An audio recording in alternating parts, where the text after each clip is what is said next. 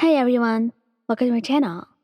And today, I'll be reading A Katsuki Reader by H2 Bakugou on Tumblr. So let's get into it. Your week had been shot, and so had Katsuki's. You were both in a position where all you wanted to do was just rant about how bad it was, so your feelings would be out in the open, and the two of you could finally move on. So that's what you were planning to do, anyway. You had texted Katsuki to see if he'd be okay with you coming over to his dorm.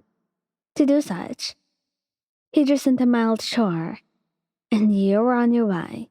When you arrived, you were rather amused to see that Katsuki's normally clean room was sort of messy, but looked like gym clothes were scattered by his closet, from his way of exerting anger into working out.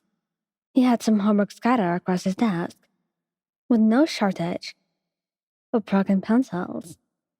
This week has been absolute shit. You tried to say humorously, but you're hesitant. You had let Katsuki for a while, and being friends with him was everything you'd ever wanted. He was a great guy once you got past his rather rough exterior, but you loved him all the same, whether he was large exposure murder or not. But you had backed off a bit. Every time you tried to talk to him, he always yelled at you. The conversation could be fine, and then you say one thing and he explodes. You were unsure of what to do, so you began to distance yourself.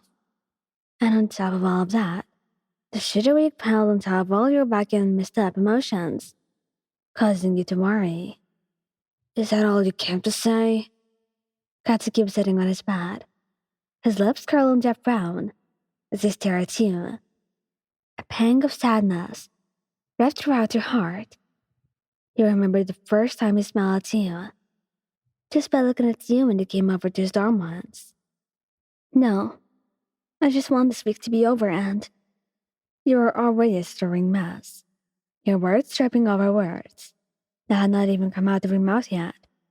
As you paused to try and gather your words, you could hear Katsuki shift from his position. He stood up and approached you. I was just really trying to avoid this whole.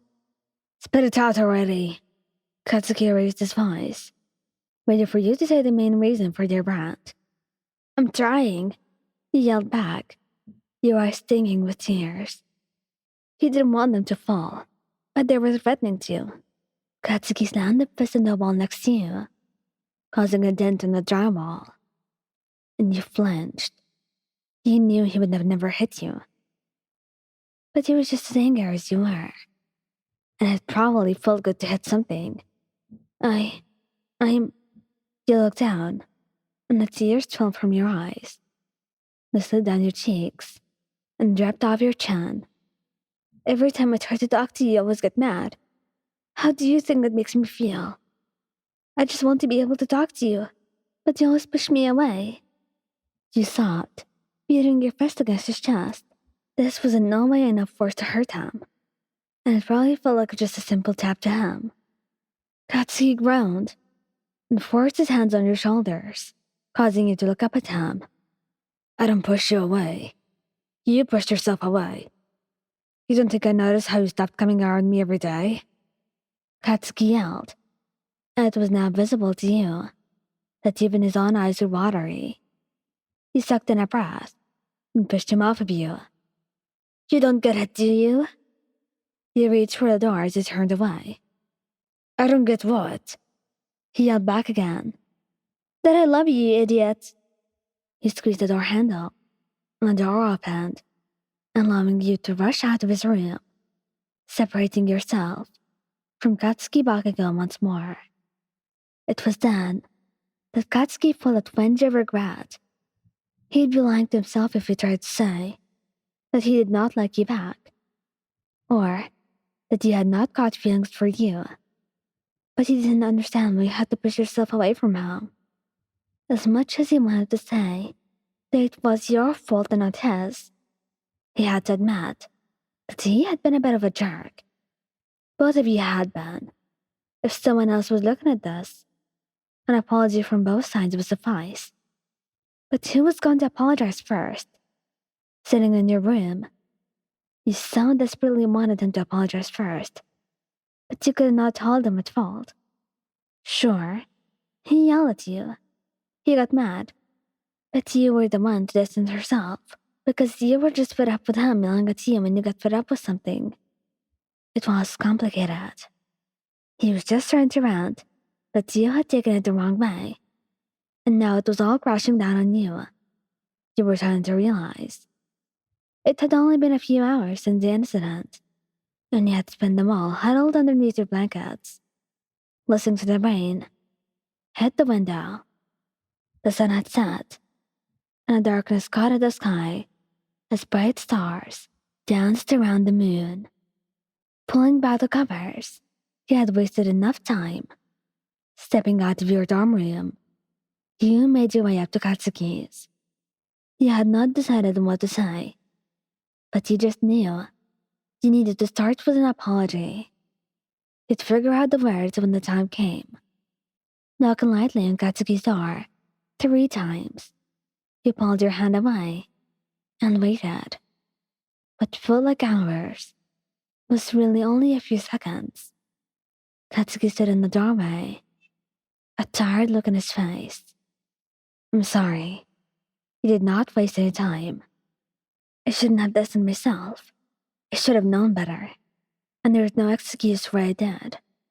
You bowed your head, hoping he would accept your apology. You're an idiot. Katsuki's usual tone was coated with sarcasm. You lifted your head and placed a small smile on your lips, extending your arms out, a way to ask him for a hug.